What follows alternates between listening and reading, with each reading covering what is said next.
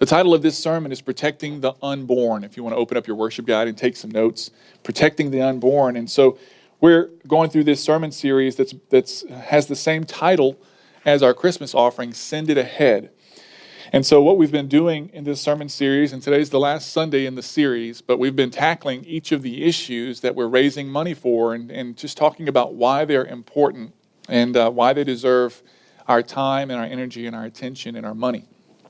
And so what we've said so far is, just to recap, the idea or the concept of send it ahead is that when it comes to your money, you can't take it with you, but you can send it on ahead. When it comes to your money, when you die, you can't take your money with you, but you can send it on ahead.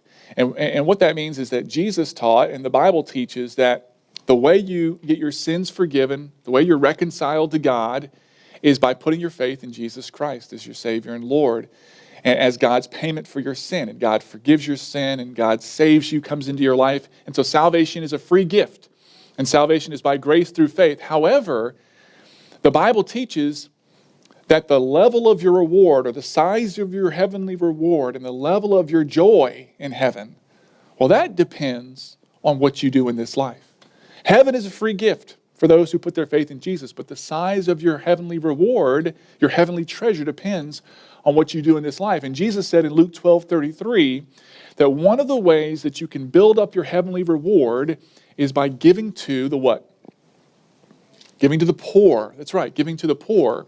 And so we've been talking about there are different kinds of poor that you can give to. We've talked about the financially poor, which is the most obvious. Those that don't have enough money to make ends meet. We've also talked about the spiritually poor, which are the most poor of all, those who are lost without Christ. But then last week and this week, we're talking about a different kind of poor, a different kind of poverty that most people forget about, and that is those that are legally poor, those who don't have equal rights and protection under the law. And last week we talked about Christians in the United States who are under attack right now because of their religious beliefs concerning marriage and gender and things like that. This morning, we're going to talk about one group of people in our society that are perhaps the most vulnerable and the most under attack in all of America, and that's the unborn. The unborn, the preborn, unborn children are the most poor in the United States because they're in the most danger. I said before that the most dangerous place to live in the United States is not in Chicago, in the inner city of Chicago. It's not in the inner city of Washington, D.C. None of you would want to live there. But the most dangerous place to live in the United States is actually inside a mother's womb, because there it's actually legal to kill someone. If a human being is inside the mother's womb, it's okay to murder that person. And so we're talking about protecting the unborn this morning. And I want to start off this morning by talking about a subject that you may not have thought was related to abortion, but that's the subject of infanticide. Infanticide. Infanticide is the intentional killing of infants. The intentional killing of infants. And you actually find infanticide has been practiced for thousands of years, and you find it all through the Bible, actually. Not promoted in the Bible, but you find it in the Bible. For example, you can go all the way back to the story of Moses in the book of Exodus. If you remember, the Hebrews at the time were in slavery in Egypt. And so the Egyptians saw how rapidly the Hebrews were populating, increasing in population, and the Egyptians saw their increasing population as a threat. And so Pharaoh ordered one day, he said, okay, from now on, he ordered his people that any time a Hebrew boy was born, they were to kill the baby by throwing it into the Nile River. Do you remember that story, the story of Moses? And that's a case of infanticide. But the Egyptians weren't the only ones who were guilty of infanticide. God's own people, the Israelites, would later, as they inhabited the promised land, they began to even practice infanticide, not as a result of God's command, but as a result of being influenced by the surrounding cultures. Whenever they moved into the promised land, one of the neighboring people groups that they were influenced by were the Ammonites. And the Ammonites worshipped the god Molech. And one of the ways that Molech was worshipped was with child sacrifice. Molech ordered, according to the religion, Molech ordered that people would take their children and burn them alive on the altar of Molech. And the Israelites actually adopted this practice for a time period, and God's own people were killing their own children. In fact, that wasn't the only time. A little bit later in history, the Israelites adopted another form of idol worship. They started to worship the god Baal, Baal worship. And part of Baal worship was also child sacrifice. The idols of Baal were made out of sheet metal. And the belly would be hollowed out of this idol of Baal. The belly was hollowed out, and that's where they would make the fire, in the belly of Baal. And they would take their children, their infants, who were alive, and place them in the belly, the fiery, burning belly of Baal, and they would kill their live children. It was another form of infanticide that the Israelites actually adopted. Then we see infanticide also in the Christmas story. Do you remember this? When Jesus was born, the king of Judea at that time was Herod the Great. Herod the Great was not great. He was a great builder. That's how he got his name. He was a great builder, but he was a horrible, horrible person. Herod murdered his wife. He murdered 3 of his sons. He murdered his mother-in-law. Herod murdered his uncle, his brother-in-law. Many others were murdered by Herod, as he suspected them of treachery, of trying to steal his throne. Well, when the Magi, or the wise men, went to Herod and asked him, where was this newborn king of the Jews born? That got Herod's attention. And so Herod found out that the prophecies said that the newborn king was going to be born in where? In Bethlehem. And so Herod sent his men out and ordered them to take all of the newborn little boys in Bethlehem, 2 years old and under, in Bethlehem and in the surrounding countryside, and to kill them. Can you imagine how horrible that must have been? All these little baby boys, 2 years old and under, in and around Bethlehem, were killed for no reason. But then if we look past the New Testament, the time that the New Testament was written, into the first century, which was really during the time that the New Testament was written, but we don't find this written in the pages of the Bible. But what was going on at that same time period in the first century, second century A.D. was a popular form of infanticide called exposure. Exposure. In Greco-Roman culture at that time, it was actually illegal and considered amoral. It wasn't immoral. It wasn't considered bad. It was just amoral, but it was legal. That if a parent didn't want their child, what they could do is simply take the child and leave it at the edge of a forest or leave it at the edge of a river. And that was called exposing the child, or exposure, because they weren't actually killing the child. They were just leaving the child to its fate, leaving the child exposed to the elements. Now, if the child got rescued, if the child survived, great. But if the child didn't, it's not their fault. It's not murder. They didn't kill the child. They just exposed it to the elements. It was a very popular form of infanticide during the time of Jesus and the apostles in the early church, called exposure in the Roman Empire. And it's interesting, in 380 A.D., whenever the Christians came into power finally, and Christianity at that point became the official religion of the Roman Empire, one of the very first laws that was changed was the law of exposure. That became illegal.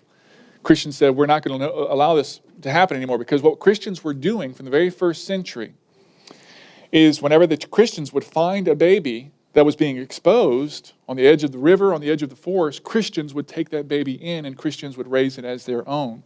And so when they finally came to power, they said, no more exposure. Now, the reason why I'm talking about infanticide and sort of a history of infanticide in the pages of the Bible all the way through the first century is because when we hear about the intentional killing of infants, all of us in this room agree that that's evil. In fact, everybody in America, just about, except for maybe a small minority on the fringe, agrees that infanticide is both immoral and should be illegal. It should be against the law. In other words, nobody in America is pro-choice when it comes to infanticide. Nobody in America believes that infanticide should be something that should be allowed. For example, nobody is protesting in Washington, D.C. for the rights of women to choose to kill their own infant if they want to. Nobody says about infanticide, well, infanticide may be against your religion, but don't impose your religion on everybody else. Nobody says that about infanticide. Nobody is making the argument that mothers should be able to commit infanticide in the cases of incest and rape. You know, normally infanticide would be bad, but if the mother got pregnant because of incest or rape, well, she should be able to choose, 6 months, a year, 2 years after the baby's been born. If she changes her mind, she should be allowed to kill that infant. Nobody is arguing that. Nobody's making that case. Nobody is saying that if you are against infanticide, you must be against women. Nobody's saying that. We all agree that infanticide is evil and it should be illegal, and it is in the United States of America. But if that's the case, since that's the case, then why do so many people in America support abortion? Because infanticide is simply the intentional killing of infants. Abortion is simply the intentional killing of an unborn infant. That's all it is. It's another form of infanticide. And so if we all agree that infanticide is evil and should be illegal, then why is there any disagreement when it comes to the issue of abortion, of killing, the intentional killing of unborn, preborn infants? Well, I'll tell you why. This morning, I want to talk to you about why pro-abortion activists believe that the preborn are subhuman. You see, they believe the reason why you should be able to kill an unborn child is because, well, it's not fully human. It hasn't reached full personhood. It has the potential to be a human. It's on its way to becoming human. It might become a human. It might become a full person, but not yet. And since it's subhuman, since it's not quite fully human, therefore they don't have and don't deserve equal protection and equal rights under the law, like you and I do. Now, I want to tell you why. I want to give you 4 reasons why pro-abortion activists believe that the preborn are subhuman. And these 4 reasons can be remembered with the acronym SLED, S-L-E-D, S-L-E-D. If you'll remember these, then you'll be more eloquent at making the case for life. So 4 reasons that unborn children are supposedly subhuman. The first one, S, is size. Size. The argument is that since unborn infants are, or fetuses as they call them, are so small, then they must not be fully human. Since they're so small, they must not be fully human. But that argument is absolutely ridiculous. It's subjective, it's arbitrary, and I'll give you a reason. I'm 6'4" tall. My wife is 5'6". I'm almost a full foot taller than her. Does that mean I'm 1 foot more human than her? Does that mean she's not quite as human as me? Does that mean that she doesn't have as many rights as me because she's not as big as me? To give even more obvious example, my youngest son, Wrighton, is in 2nd grade. And compared to me, he is tiny. He is tiny. I mean, he comes up somewhere around here to this level here. I mean, really, really small compared to me. He's growing. But he's very, very small. Does that mean that he is subhuman? Does that mean he's not as human as me? Does that mean he doesn't have all the same rights and protections under the law as I have? Of course not. Of course not. He's a human being. Size has nothing to do with it. My wife is a human being just as I am. Just because I'm larger doesn't mean I'm more human. And so this idea that size determines your humanity is absolutely ridiculous because it's arbitrary, it's subjective. In other words, if size is what determines your level of humanity, well then what size do you need to be considered human, fully human? And who gets to make that decision? For example, how large do you need to be? How large does a baby need to be fully human? 20 inches? 19 inches? 15 inches? 10 inches? 5 inches? Who gets to make that decision? And what's the difference between 15 and 20 that makes the child suddenly fully human. You see, it's completely subjective, completely arbitrary. Size has nothing to do with your humanity. The second argument given for why the unborn are subhuman is level of development. The L in SLED stands for level of development. And the argument goes like this: since unborn infants are not fully developed, then they are subhuman. Since they're not fully developed, then they're subhuman. But again, I'm going to give you the same types of arguments, the same types of analogies to show you how ludicrous this idea is. My 13-year-old daughter just turned 14 today. She's no longer 13. Now, she is a underdeveloped woman. She is developing into a woman. She's going through puberty right now. She's still going to grow taller, she hopes. She's still going to grow in a lot of different ways. She's still developing in many different ways, but the point is she's not nearly fully developed. She's got a long way to go before she's completely developed. Does that mean that she's less human than my wife, a fully developed woman? Of course not. Does that mean we should be allowed to kill her because she's not fully developed? Or go back to my son, my youngest son in the second grade. He is not nearly fully developed. He's got a long way to go before he is a fully developed adult. Does that mean that he's subhuman, less than human, not fully a person? Does that mean he has less rights than the rest of us? Of course not. Does that mean we should have the right to kill him? Can you imagine how ludicrous that is? Do you see how that sounds? And again, this idea that level of development is what determines humanity or full personhood is wrong because it's completely subjective. It's arbitrary. In other words, at what point of development does a fetus become a full human being? And who gets to make that decision? Some scientist? Some politician? For example, how developed does a fetus need to be a human? Is it when the fetus has a heartbeat? Well, that occurs 18 days after conception. Is it when all of the fetus's organs are functioning? That occurs just 8 weeks after conception. Is it when the fetus has its own distinct fingerprints? That occurs 9 weeks after conception.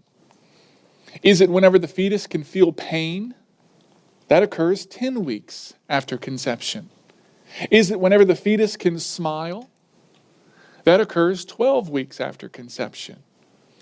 But who's to say that what part of development means that a fetus is fully human and has full personhood and all the same rights that we have? Who's to say? Or is it whenever the fetus has its own unique DNA code? Well, that happens the moment of conception. And this is why, from a purely biological standpoint, and I'm not a scientist or a biologist, but according to Dr. Jaime Gordon, the founder and director of the Mayo Clinic's world-renowned medical genetics program, he says, from a purely biological perspective, all life, including human life, begins the moment of conception. That's when life begins. That's when a child has its own unique DNA code. And so, level of development does not determine humanity. Okay, number 3, this third argument that's given for why the unborn are subhuman is environment. The E stands for environment. That just means place or location, environment. In other words, pro-abortion activists argue that the unborn are subhuman and they don't have all the same rights and protections under the law that we have. They are not fully persons, well, because of where they are. They're actually inside of the mother. They're inside the mother's womb, and since they're inside the mother's womb, well, they don't have full rights. The mother has rights over them. That means the mother must have the right to kill the baby if she wants to. And so the idea is that location or environment is what determines a person's level of humanity. But of course, that's ridiculous. You are a human person. Maybe the first time anybody's ever told you that. You are a human person. And you know what? You're a human person here at Celebrity Theaters. And you are a human person at your house. And you're a human person whenever you go to work or school. And you're a human person if you would go to Mars. You're still a human person, a human being. If you went to the moon, you're still a human person. You see, your location has nothing to do with your humanity, does it? Where you are does not change your humanity. It doesn't change your identity. You are a human being here, there, and everywhere. It doesn't matter where you go. If a newborn baby is a human person the instant that it's born, well, then common sense tells you that it's a human person the instant before it's born, right? And if a newborn infant is a human being the instant before it's born, then that means it's a human being when it's inside of its mother. And if an unborn baby is a human being, a full human being inside of its mother, then that means that abortion is murder. You're killing a human being. And then finally, number 4, the fourth reason that pro-abortion activists give for saying that the unborn are subhuman is dependence. D stands for dependence. And the argument that's made is that since the unborn are so dependent upon their mother for life, well then the mother has the right to kill them. They don't have full rights. They don't have full protection under the law because they're fully dependent upon the mother. But that's completely ludicrous because there are many people in our society that are fully dependent upon others for their survival. Think about infants. We've been talking about infanticide. Well, newborn infants, 6-month-old babies, 2-year-olds even are completely dependent upon their parents or their caretakers for survival. They cannot survive on their own. Newborn children are completely dependent. Does that mean they're subhuman? Does that mean that they don't have rights? Does that mean we have the right to kill them if we want to? Of course not. Or what about patients in the ICU, in the hospital? Patients in the intensive care unit. One time, I visited a man in the intensive care unit, in the ICU in the hospital, and this man was in a coma, and he had tubes in his nose, he had tubes in his arms, he had tubes going in his mouth. He was in the hospital, in a coma, in the ICU because he had overdosed on crystal meth. He was completely dependent upon those machines and upon those people for his life. If they would have unhooked him, if they would have walked away, he would have died just like that. Does that mean that those people had the right to kill him? Does that mean he doesn't have equal rights, equal protection under the law? Does that mean he's less than human because he's dependent upon others? Of course not. And so your dependence doesn't determine your level of humanity. And so what I wanted you to see is those are the main 4 arguments that pro-abortion activists use for why the preborn or the unborn are subhuman, and therefore they don't have equal rights, and therefore it should be legal for a mother to kill her own baby. Those are the arguments, and they're completely bogus. They're completely ludicrous. They don't make sense. Unborn babies are as human as you and me. They're as human as newborn babies. They're as human as infants. And just as we all agree that infanticide is a horrible evil that should be illegal, so abortion is a horrible evil that should be illegal. And so what that means is that in the United States of America, the country we're so proud of, the country we love so much, the land of the free, right now murder is legal. Infanticide is legal. You know, we think about the cultures that practiced infanticide and we say, wow, what barbaric cultures those were. So uneducated, so unenlightened. But here we are today in the 21st century, and infanticide is legal on a mass scale. And since 1973, over 60 million unborn children have been murdered because of legalized abortion. 60 million, 1.2 million, 1.3 million every single year. So what should Christians do about abortion? If you have a Bible, you can turn to Proverbs chapter 24. Proverbs chapter 24. What should Christians do about abortion? Well, one thing that a lot of churches do is they choose to not touch this issue with a 10-foot pole. This is a church, after all. We should be preaching the gospel, not talking about politics. Well, God calls us to love our neighbor. And that includes our unborn neighbors. And so one of the ways that we can love them is by talking about abortion, because right now it's okay, it's legal in our country to kill them. So let's talk about it. Proverbs 24:11-12. It says this, rescue those being taken off to death. Rescue those being taken off to death, and save those stumbling towards slaughter. If you say, but we didn't know about this, won't he who weighs hearts consider it? Won't he who protects your life know? Won't he repay a person according to his work? I want to make 3 observations about this text. Number 1, you are to rescue those who are being murdered. You, I want you to look at your neighbor and say, you. You are to rescue those who are being murdered. You're not allowed to be uninvolved. When you know that there are people in our society, in our culture, who are being murdered, who are being led away to their death unjustly, you are not allowed to turn away and not get involved and pretend like this is not happening and just to not care and just to mind your own business. You're not allowed to biblically as a Christian. You, it says, rescue those being taken off to death. Save those stumbling towards slaughter. You're called to get involved. How can you help the unborn from murder? How can you save them? Let me give you a few suggestions, and we could go on and on about all the different ways you can get involved in the issue of abortion. Number 1, and these are all subpoints under number 1 there, but first of all, I want to encourage you, and I used to not even bring this up. I used to not even say this, but it's becoming more and more clear to me that this needs to be something that you need to consciously decide. First, make a firm commitment never to have an abortion and never to encourage someone to have an abortion. If you're going to save the unborn from murder, you personally need to make a commitment that you're not going to have an abortion and you're not going to encourage those others to have an abortion. You know that I think it's a majority of the people in the United States who have abortions are self-proclaimed Christians. You know, we live in a nation that's the vast majority Christian. Well, who do you think's having all these abortions? Who do you think's encouraging all these people to have abortions? It's self-proclaimed Christians. And so the first thing we can do as a church is you can make a commitment.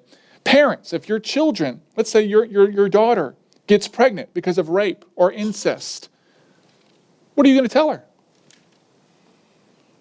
You know, I had a friend at work,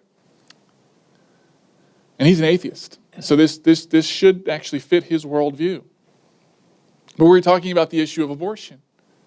And the issue of rape and incest came up. And I said, well, and the issue of rape or incest, well, it's not the baby's fault. You don't kill the child because of the sins of the parents. Sure, rape and incest are horrible things, and the rapist and the committer of incest, they should be castrated and killed, murdered. I mean, put to death. I mean, horrible. But as far as that innocent child, the child deserves to live. He said, no, it doesn't. He said, Andy, if your daughter got pregnant because of rape or incest, you're telling me you would tell her to keep the baby? I said, absolutely, absolutely. He said, not me. He said, I would tell my daughter to have an abortion. I said, it's a human being. He said, I don't care. I don't care. We need to make a decision, first of all. We're not going to seek abortions. We're not going to encourage others to seek an abortion for any reason whatsoever. That child is a human being. A second thing you can do is to vote for pro-life politicians. Vote for pro-life politicians. Never vote for a politician who is in favor of murdering children. It sounds so intuitive, doesn't it? It's like, should I have to make the case for that? Should I have to back that up with reason and logic and statistics and make a case for that you shouldn't vote for a politician who wants to kill babies? And by the way, this means that you need to vote. You need to vote. Never miss an opportunity to go to the polls. The reason why it's legal to kill unborn children in America is because Christians and non-Christians, American citizens, have voted for politicians who have appointed judges who have decided that it should be legal to kill unborn children. That's why abortion is legal in the United States of America. One of the reasons why I didn't vote for President Obama was because I didn't like his name. I'm just kidding. You know, a lot of people voted for him because he's black. Yeah, I had better reasons to not vote for him. And one of those reasons was because he's a strong pro-abortionist. I mean, he thinks being pro-abortion is a mark of compassion on women. I just really love women, want them to be able to murder their children. And so I couldn't vote for him. But in 2012, Barack Obama won the election by about 2 million votes. Whenever he ran against Mitt Romney, 2 million votes. Was that who he ran against, or was it the second time in 2012? Was it McCain or Romney? McCain? Romney. McCain was the first time, McCain and Palin, and then Romney was the second time. So he lost to Romney by 2 million votes. It was estimated later that about 9.4 million conservative registered voters did not vote in that election. In other words, 9.4 million pro-life citizens who are registered to vote didn't go to the polls and vote for that election. As Christians, we can easily win every election. We're the evangelical Christians and Roman Catholics who we agree with in a large degree when it comes to political issues. If we would just go out there and vote, we could pretty much decide every election. But the reason why same-sex marriage is legal, the reason why abortion is legal, is because Christians are civically unengaged, and a big reason for that is because for the past 50 to 80 years, pastors have not been preaching about politics because it's divisive, and because some people might leave the church. No more of that at this church, okay? Politics isn't everything, but politics is important. Politics can't save people from hell, but politics can make it illegal to own slaves. You know the reason why slavery is no longer legal in the United States? The reason that Jim Crow laws are no longer legal in the United States is because some Christians had the courage to get involved in politics, and some Christian pastors had the courage to preach about politics. I like what Martin Luther King Jr., Dr. King, said one time, his peers, he was a pastor, Dr. Martin Luther King Jr., he was a pastor, and he was criticized for getting involved in politics.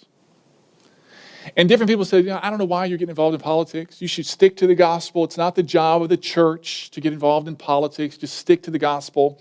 And let me quote from him. He said this. He said, "It may be true that a law cannot make a man love me, but it can stop a man from lynching me. And that's pretty important." Politics isn't everything, but that doesn't mean it's unimportant. And so as Christians, it's not the job of the church to influence politics, but it's the job of the church to teach Christians how to live out your faith at work, at home, and as citizens of the United States of America. How to take your faith with you into the public square. And that's what we're doing. What does it mean to be pro-life, by the way? Because that's really what you need to do. If you want to save the unborn, politically speaking, you need to be pro-life. A lot of people say, this is a problem with a lot of Christians, a lot of well-meaning Christians have this view, is the idea that, well, I am pro-life. In fact, a lot of Democrats say this. I am pro-life personally, but I am pro-choice or pro-abortion politically. Because listen, there are a lot of, who's the guy? Chris Matthews, right? Did y'all know Chris Matthews is a Roman Catholic? Chris Matthews, I think his show is Hardball, or it used to be Hardball, but he's very, very liberal politically, and he's a strong Roman Catholic. And so he says, personally, he's pro-life. He can see that it's wrong. But politically, he's pro-choice. He's pro-abortion. Because after all, who am I to impose my religious beliefs on others in a free, pluralistic society, right? Well, that argument is so ridiculous. I mean, what if you were to say, personally, I'm against rape. Personally, I'm against rape. But who am I to impose my views on those other men? And so politically, I'm pro-rape. It doesn't make sense, does it? Or to say, personally, I'm against murder, but politically, I'm pro-murder. Because who am I to impose my views? It doesn't make sense with abortion either. What does it mean to be pro-life? The Human Coalition has written the pro-life declaration. If you know Brian Fisher from American Family Radio, he's the founder of this organization called the Human Coalition. You can go to their website, and they've written the pro-life declaration, which you can sign. It has over 350,000 signatures by now, and it defines what it means to be pro-life. Here's what it means. I believe every life has dignity and limitless potential. I believe the right to life is the most fundamental right protected by America's founding documents. I believe life should be protected and defended from the moment of conception until natural death. And I believe grace, compassion, and understanding are essential to protecting life. Another thing you can do to rescue the unborn is to support crisis pregnancy centers. And this is what our Christmas offering is going to support. There's a local crisis pregnancy center in Lafayette, which many of the churches in Lafayette support this crisis pregnancy center. It's a Christian ministry. And they take these young women who are considering abortion, unplanned, unexpected pregnancies, and they're considering abortion. They try to reach out to these young women. They try to share the gospel with them and lead them to Christ, but they also try to persuade them to keep the baby. They offer them help and resources and all kinds of things to try to convince them to keep the baby, and they're very effective at doing this. And they have these Christian crisis pregnancy centers all across the country, and one of the most effective methods that they use to convince these young women to keep the baby is an ultrasound. They show these women for the first time that they have a living child inside their womb. And what's amazing, what the research has shown is that over 90% of the time, when a woman who is on her way to having an abortion, when she sees an ultrasound, she changes her mind and decides to keep the baby. 90% of the time. And that just shows that these young women do not know the issue. They do not know that they're carrying a human being inside of them because they've been told it's not a human being. And so part of our Christmas offering, 1/3 of it is going to the local crisis pregnancy center. So I encourage you to give to the crisis pregnancy center. Another thing you can do to rescue the unborn is to educate yourself on the issue of abortion so that you can do exactly what I'm doing right now, but maybe even better, hopefully. You can make the case for life in your circles of influence with your friends and with your family and on social media, that you can speak up for the unborn. You say, but that's so divisive. I don't like to talk about politics and religion. Listen, God, remember what we're reading in Proverbs. You need to speak up. You need to get involved. You need to rescue and to save the unborn. And so a couple of books. I have a book on the table over there on the offering table. I have about 10 copies up there of a book called Why Pro-Life by Randy Alcorn. And you're welcome to take a copy as you leave. Many of you have already gotten that book because I've given it away before, but if there's still a copy left by the time you leave, or the first come, first serve, but grab you a copy. That book is a short book and it's a wonderful book. Another one that's probably the best book on the issue of abortion is called The Case for Life by Scott Klusendorf. It's a weird name, I know. But The Case for Life by Scott Klusendorf, it's one of the best recommended books on the issue, but I want to encourage you to educate yourself so you can make the case. Let me make 2 more observations about Proverbs 24. 2 more observations. Number 2, and these are quick. If you don't rescue those who are being murdered, God will know it. The first one is that God commands you, He calls you and me to get involved, to save those, to rescue those who are being murdered. Here's the second one. If you don't rescue those who are being murdered, God will know it. God will know it. Verse 12 says, if you say, but we didn't know about this, won't He who weighs hearts consider it? Won't He who protects your life know?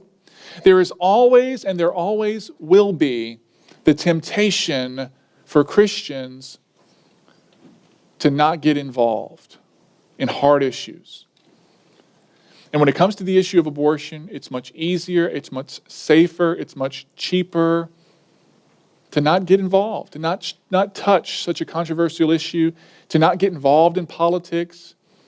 It's much easier just to not get involved. There's always be that temptation. But biblically speaking, we don't have that option. And this text in verse 12 says, if you don't do anything about this, God will know. God will know. God is watching you. It matters to Him. And that brings us to the third observation. Number 3, God will repay you. He will repay you for what you do about those who are being murdered. God will repay you That sounds like a threat. Well, that's exactly what the text says. So take it up with the text. God will repay you. Look at verse 12, the end of verse 12. This is exactly what the text says. I think we ignore these very, very scary texts sometimes. It says, won't he repay a person according to his work? And so here we are as Christians. We're safe. We've got food in our bellies, a roof over our heads. We've got full rights and protection under the law. And it's so much easier just to not get involved in those controversial political issues. But the Bible says God knows when you're taking that stance, and God will repay you.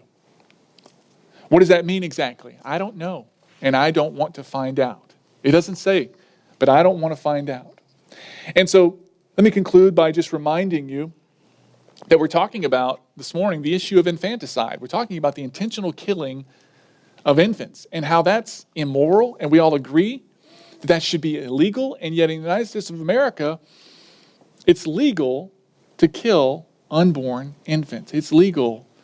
And they're being killed by the millions every single year, and that can change, and it will change, and it has to change, but we've got to get involved.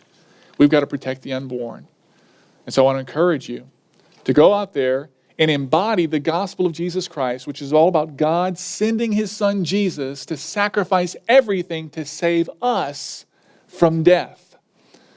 And so let us be like Jesus and go out there and do what we can, do what we need to do to sacrifice ourselves for those who are being put to death unjustly.